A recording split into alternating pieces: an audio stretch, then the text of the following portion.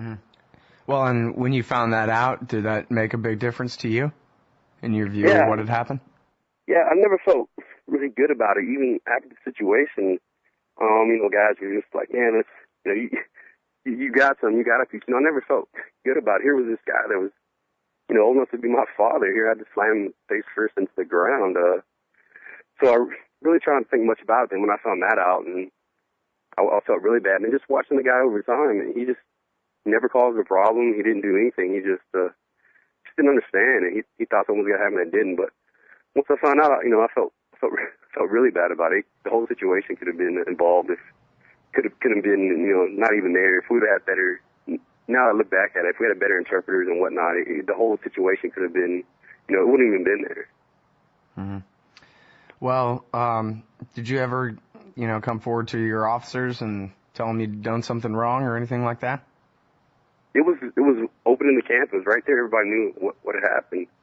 There was no cover up. There was no nothing. It was right there out in the open. Camp X was wide open, and once it happened, it was on the radio. They were yelling code red, which at the time meant there was an emergency on the block, and everybody came running. And once the situation was over, there's no paperwork, no nothing. It was just over with, and everybody went back to what they were doing. Hmm. Well, and judging by some of the things that you told UC Davis here, and other credible reports we've had over the years, it sounds like the whole place was lawless. You weren't the only one who'd beaten somebody up without good cause. People were getting beat up, all day, every day over there, or what? Just really depend on, I wouldn't say all day, every day, but there were situations like, there's one situation that really, really was uncalled for, and it was one of the big reasons which really had me start thinking, like, what are we doing here? It was on Bravo Block. There was a detainee named Juma. He was, I guess, arguing with one of the female guards, and she was saying something to him, and supposedly he had cursed at her. Well, the officer in charge of the camp that day came to the block, and they called the Internal Reaction Force team. I happened to be in the Internal Reaction Force hut with them. I was an escort that day. Wasn't doing nothing, so pretty much being nosy, I followed them to Bravo Block and stood outside the block. And the OIC officer in charge briefed the Earth team on, we're going to go in here and take detainees, Matt and Koran and everything, all his necessity items, as they call them. So they go over to the cage door. Juma's sitting there, and the officer in charge gives an order to turn around, get on his hands and knees and whatnot. Well, the detainee just looks at him. Well, OIC unlocked the cage door. Didn't take the lock off, just unlocked it. As soon as he unlocked it, Juma turned around and with his hands and knees, put his hands behind his back. So they went ahead and opened the door, and the Internal Reaction Force team started to go in. But as they started going in, the one man on the Earth team would carry a riot shield. He just tossed it to the side, and kind of, about 5 or 6 feet from him, kind of took a little jump, and jumped in the air, came down knee first on the back of Juma's back. And the rest of the Internal Reaction Force team jumped on top of him. You could see him hitting him, kicking him for about 15 or 20 seconds. And as they were holding him down, they called for the female guard to go in the cage, and she went in there and she struck Juma a couple times in the head. Then everybody stood up, and Juma laid there in a pool of blood, hogtied, right there on the Bravo Block floor in his cage.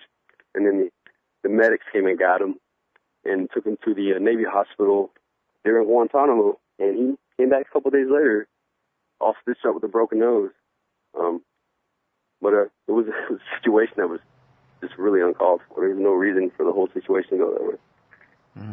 Now, this immediate reaction force or rapid reaction force you're talking about, this is like when people see on TV, MSNBC will do the thing on the prisons. This is like cops in riot gear, and they all rush in, 4 or 5 guys all rush into the prison cell to get control of somebody who's unruly or something, all at the same time.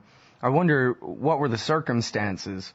How bad would somebody in their cage have to be acting before you guys would rush them like that? Well, in Camp X-Ray in the early days, or Camp X-Ray in general, it was just the discretion of the officer in charge. So it's pretty much, if they wanted to irk you, as irking became a verb, they would just irk you. They would send an Internal Reaction Force for whatever reason, whether you're being too loud, whether they wanted to take your items out, or whether they wanted to restrain you to force you to take medication. It was just What about no reason at all? Were there, did they do these IRF raids on people who were just sitting there doing nothing? I never saw nothing for no reason. I mean, but they would do it for reasons just like I said, we're just refusing to take medication. Let's go in there and earth them. But it wasn't like you would see on MSNBC on the prison shows or at a prison where they would send a 5-male cell extraction team in, and they would go in there and hold them down and cuff them up and bring them out. It was always done with like extreme force. There was never no in between. Once they were coming, and the detainees knew that you were going to get.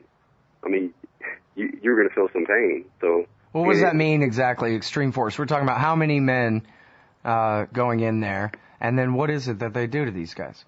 There'd be 5 men, 5, good-sized guys, and they would go in there, and they're supposed to go in there and hog time or just take control of them. But, most of the time they would go in there and just hold them down, hit and kick them before they ever attempted to put the cuffs or hog time up. And it was just, it just became a normal thing. Like one time on a Charlie block, this guy, one of the detainees refused to drink an insert can, and they went in there and chained him to the fence, like standing up, and the one man held him by the guy on the one man on the earth team held him by the face while they kind of held him by the jaw while they just shoved the insert down his face or down his throat. It just went all over his face, and he didn't even take a drink of it. That's the kind of stuff they did when I was there. Well, you've mentioned hog tying here a couple of times, and that means that, like you're laying on your stomach with your legs back and cuffed to your also cuffed wrists, right?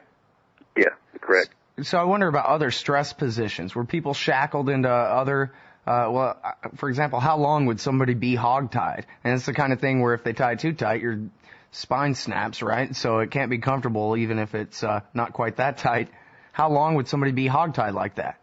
Well, during that time I was there at Camp X-ray, it's pretty much the officer in charge of discretion. So they might be there 20 minutes, and they might be there an hour. It's just depending on who was working and what they chose to do. And other stress positions, I guess we know from the minutes of the torture of Katani that they would have him chained to the floor in a squatting position and all kinds of strange things. People have been hung from the ceilings.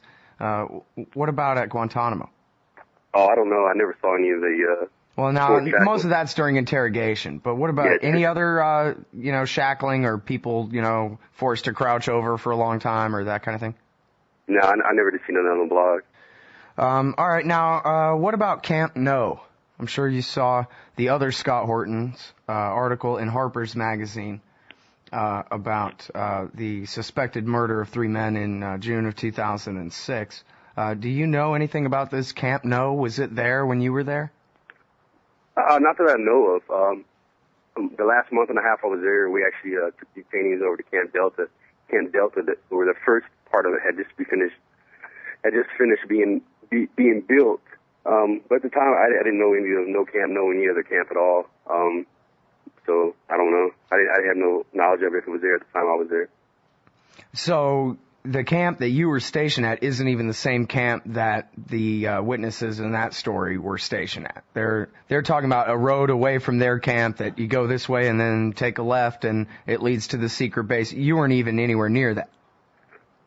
Just for about a month and a half, where Camp Delta is at now. I've seen the map of where Camp No is at, and when I've heard Scott Horton and people tell that story and where they're at, I know where they're talking about, because once you leave Camp Delta, if you take a left, before I left there was a bunch of sea huts that we moved in from that it was built there by the Seabees there, because we lived in tents when we initially got to Camp X-ray, because Camp X-ray is on the other side of Guantanamo Bay. I do know the area they're talking about. We take the left and go to the beach, or you go to this area, but I didn't know the camp, if it was there when I was there, if it was being built or what, but I had no knowledge of it when I was there.